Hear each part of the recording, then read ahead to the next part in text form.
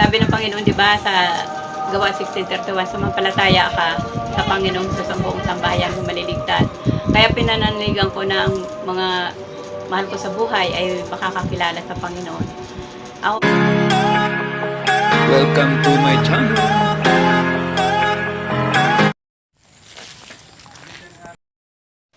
Hello mga kaibigan. Welcome to my channel. Nandito naman po tayo uli sa lugar ng Antipolo. Ito po ay sakop ng Tagisan, Bagong Nayon, Antipolo City. Okay?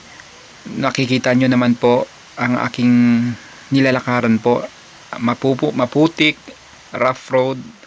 At ito po ay kung makita nyo, paangat, pataas ng pataas po yung bundok na ito na aakyatin ko para marating po natin yung isang nanay na gusto nating bisitahin ngayong araw na. Sa ngayon po, nagbigay lang po tayo ng pagkakataon na mabisita po ang si Nanay Jolie po, na kung saan po siya ay nakatira sa tuktok ng bundok at kailangan talaga siyang akyatin para mabisita natin po siya. Pero guys, mga kaibigan ko, kung titingnan nyo po, ganyan kataas po ang napakahaba pong patarik na daan. Sa araw-araw po, akyat baba po na inaakyat po ni nanay ito na aking bibisitahin ngayon. At si nanay na ito ay halos 70 years old na po siya ngayon. Pero nakakatuwa, tingnan nyo naman po ang daan. Isa na naman kwento na itinampok natin sa buhay ni Nanay Julia. Sana mapanood nyo po ito ng buo. Maraming salamat.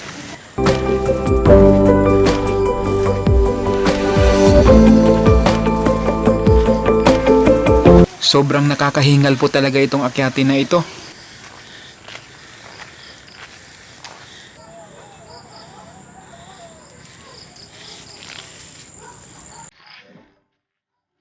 Malapit na po tayo.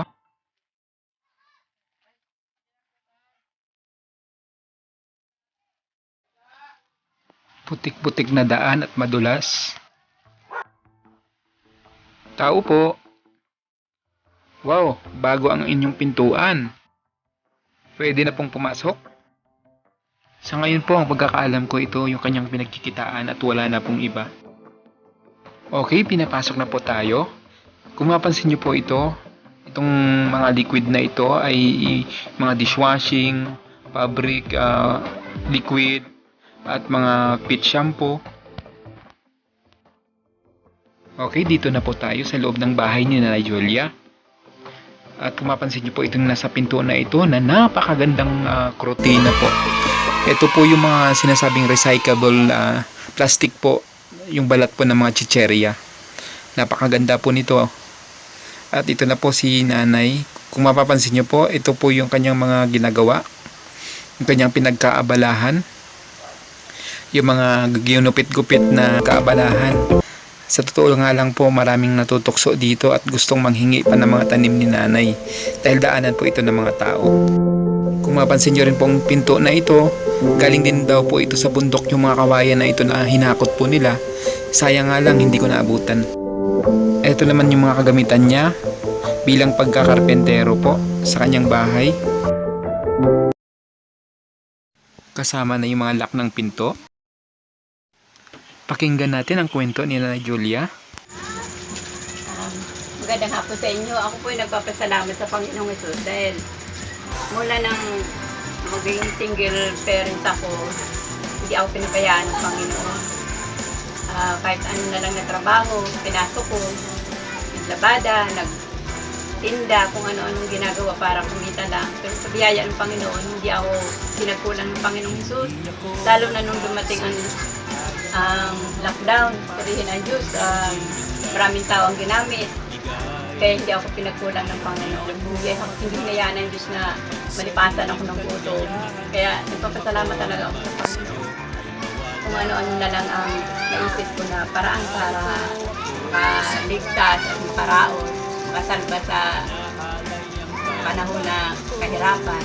Kaya salamat talaga sa Panginoon, nandyan siya na lagi agapay sa akin. Pag sinabi ko, Lord, di ba sabi mo sa iyong salita na ano man ang hilingin namin sa pangalan ni Jesus, tutugunin mo.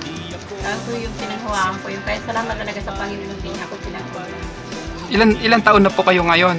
Ang edad ko ngayon ay 70 na, pero marami hindi naniniwala na Wow. 70 na raw ako. Sabi ko, ay salamat naman sa Panginoon. Yan ang sekreto ng maglilingkod sa Panginoon. Pinababata ni Lord. Tsaka ano, di ba grabe ang akyatin dito sa lugar nyo? Talagang kung sa tulad nyo po na may edad na, hirap na dapat siguro umakyat, di ba po? Tapos pupunta pa kayo sa malayo kasi malayo po yung inaatinan nyo church. Pero Kahit nung nasa church ako, ang libangan ko magawa ng mga papag, magawa ng cabinet, oh, ginagawa nyo yun. ang halagan dito sa bahay, Nagkakarpintero.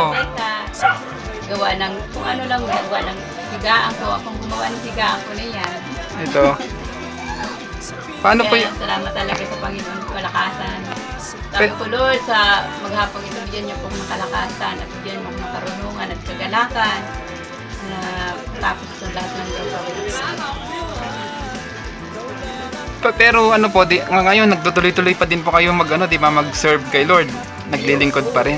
Talagang wala na tayong gagawin kundi maglingkod talaga kay Lord Christ. Saan pag tayo pupunta kung tatalikod tayo sa Panginoon. Amen. Pag tumalikod tayo sa Panginoon, ang kaharap natin sa Satanas.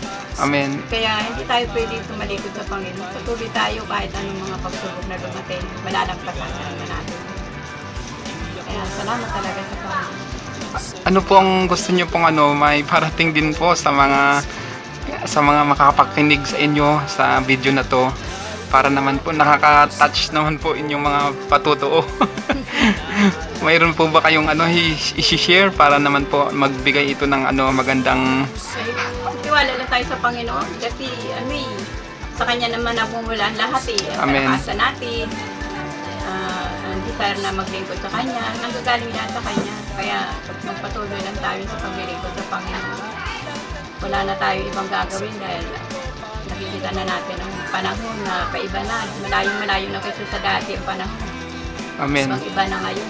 Kumbaga talagang dapat ialay na natin yung Iaalay buhay natin. natin na makapaglingkod sa Diyos.